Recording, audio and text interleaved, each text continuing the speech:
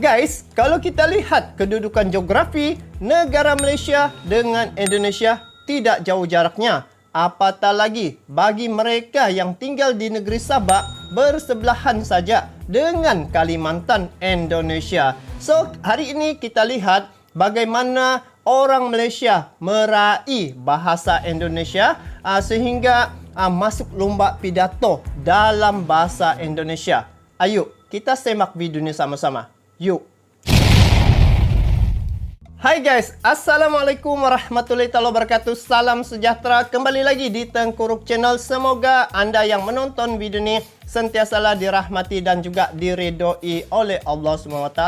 Jadi untuk topik yang akan saya react pada kali ini berkaitan dengan orang Malaysia mengikuti ataupun masuk lomba pidato dalam bahasa Indonesia. Jadi kami sebagai rakyat Malaysia ya amat menghargai orang-orang Indonesia ya ataupun negara Indonesia, dan inilah tanda kita bersahabat ataupun hubungan negara kita guys berhampiran ya antara Malaysia dengan Indonesia. Jadi ini salah satu faktor ataupun salah satu penyebab untuk kita mengeratkan lagi tali silaturahim antara kedua negara agar hubungan negara Malaysia dengan Indonesia sentiasa aman, damai dan baik sejak sampai bila-bila. Jadi untuk tajuk yang saya react pada kali ini adalah masuk lomba pidato bahasa Indonesia. Ini nih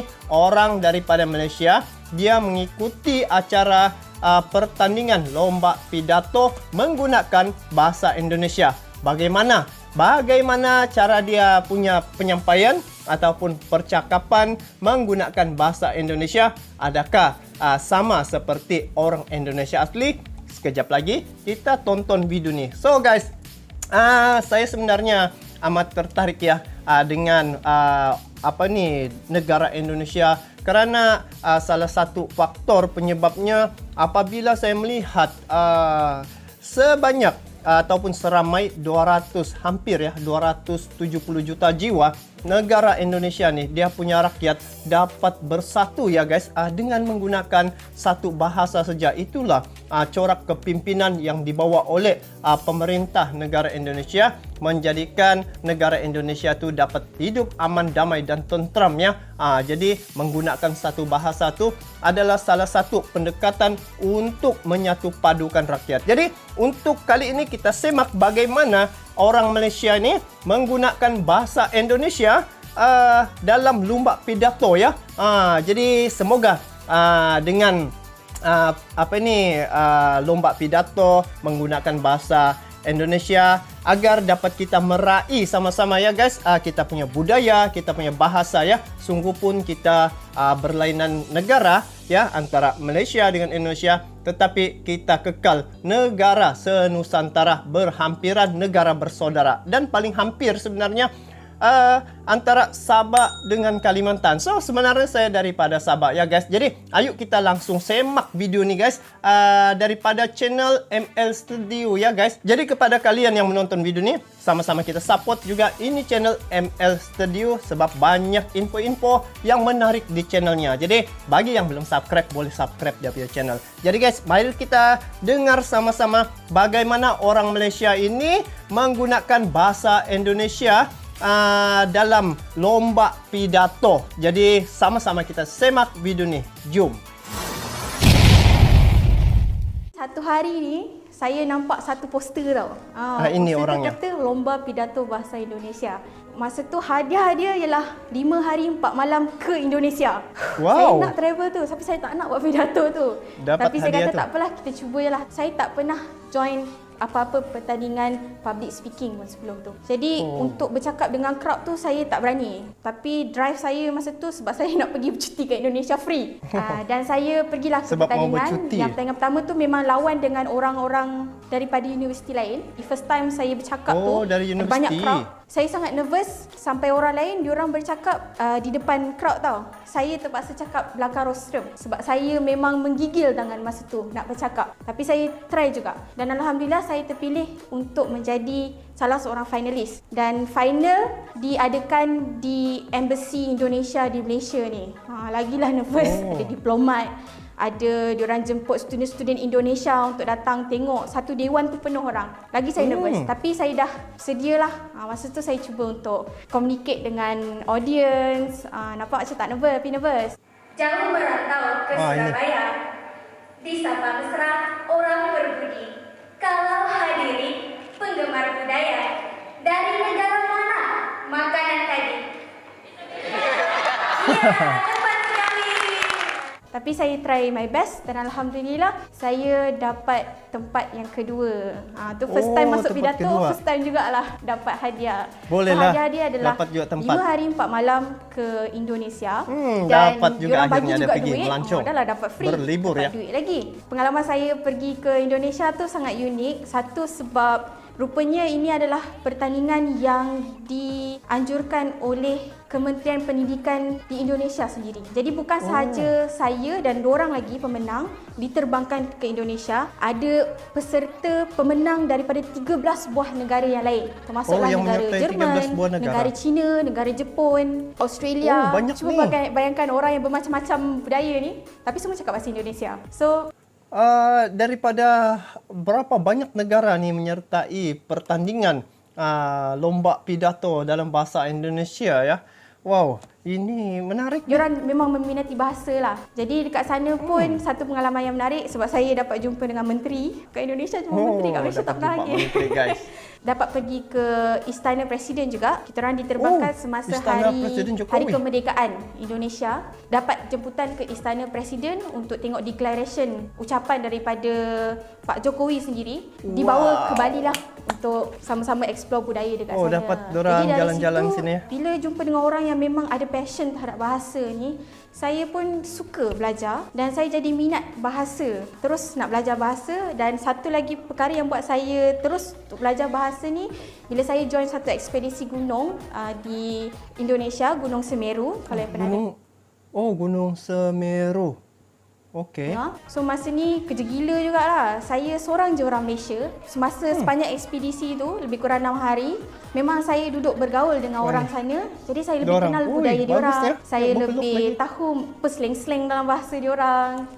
Kalau tengok mirip-mirip rupa-rupa orang Malaysia dengan Indonesia ni guys, tidak jauh beza guys. Tengok ni. Daripada warna kulit sama juga. Tidaklah adalah perbezaan yang ketara kan. Kenal budaya diorang, negara bersaudara, saya lebih tahu slang-slang dalam bahasa diorang. Diorang ni boleh tahu saya orang Malaysia kan. Kata, ya udah kalau ketemu sama Siti Nurhaliza dikirim salam ya. Jadi Datuk Siti kalau macam mana? Ya udah kalau ketemu Siti Nurhaliza kirim salam ya. Kena pekat sikit lah. Tengok video saya seronok ni sebenarnya. Diorang kirim salam 6 tahun lepas. Saya tak kirim-kirim lagi dekat Datuk Siti. Orang Indonesia ni satu benda yang saya notice, diorang suka campur dengan perkataan tau. Gabung dengan perkataan dan pendek kan. Contoh ada sekali ni kawan saya cakap macam ni, "Pak, dikasih satu nasi goreng ya." Jawapan dia, nasi goreng. Yang ini yang sebenarnya yang saya selalu jumpa, menggabungkan perkataan itu dipendekkan macam short perkataan jadi pendek. Macam mana tadi? Nasgor, baper, nasgor, barbar, banyak lagi apa lagi ya?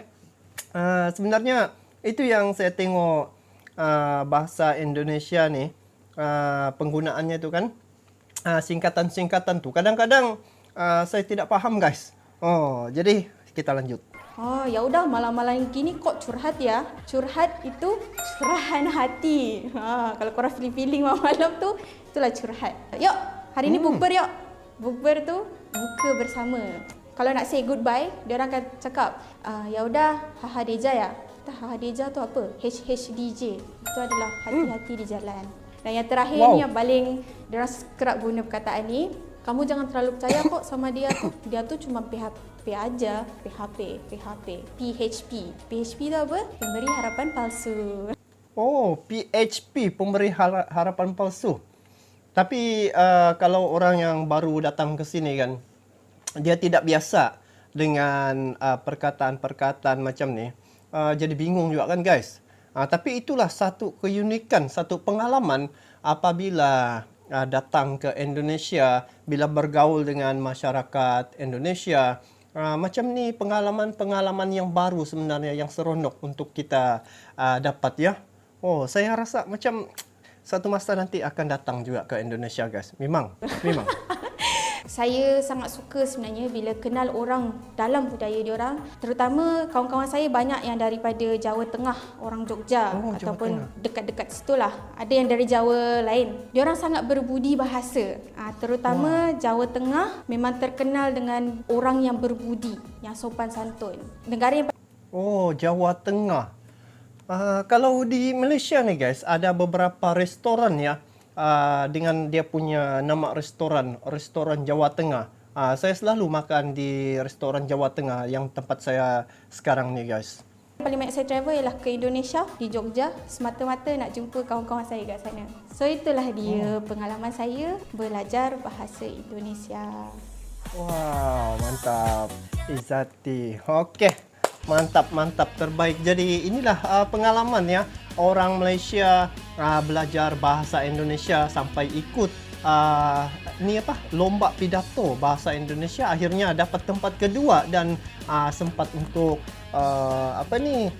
berlibur ataupun jalan-jalan di Indonesia dan mendapat pengalaman yang amat sentimental value lah bagi saya, sebab bila datang ke Indonesia dengan kita boleh bercakap dalam bahasa Indonesia, lagi orang Indonesia yang suka guys sebenarnya, kerana boleh faham walaupun dalam bahasa Melayu Malaysia bila bercakap dengan orang Indonesia boleh bersepahaman, tetapi apabila kita bercakap dalam bahasa Indonesia, diorang punya rasa teruja sebenarnya guys. Itu yang saya rasa menarik. Ini satu pengalaman yang begitu menarik sebenarnya guys, apabila berkunjung ke Indonesia, lepas tu mempelajari budaya, sebab Indonesia ni dia negara besar, jadi banyak budaya, banyak etnik, dia punya suku, dan juga inilah salah satu faktor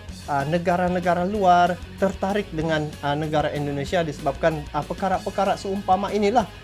Jadi ternyata di sini bahasa Indonesia itu bukan saja dipelajari oleh negara-negara asing, Malaysia pun mempelajari bahasa Indonesia sampai mengikut masuk lomba pidato bahasa Indonesia. Inilah tanda kita meraihkan saudara-saudara negara senusantara kita ni seperti Indonesia ya.